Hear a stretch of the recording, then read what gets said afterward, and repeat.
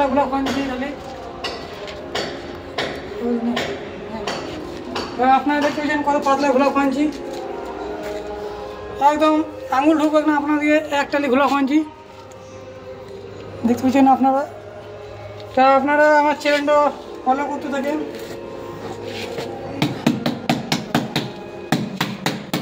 এবং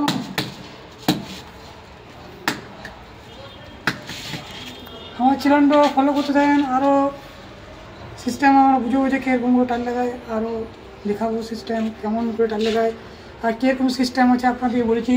এই বেশি 10 mm বেশি আপনারা ঘোলা খাবেন না, আরও নিউ বুঝাবো। আর ম্যাট টালিতে 10 mm বেশি ঘোলা খাবেন না, আপনারা চিনামাটি ভালো বেশি পান। টালি ফিনিশিং দেখে নেন আপনারা, এখন আপনারা ফিনিশিং টালির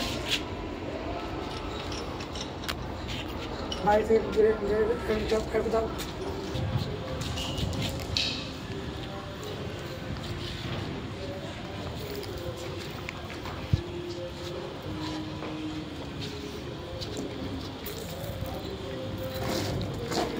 আমাদের কমপ্লিট হয়ে গেছে বেলকনি টাইলসের।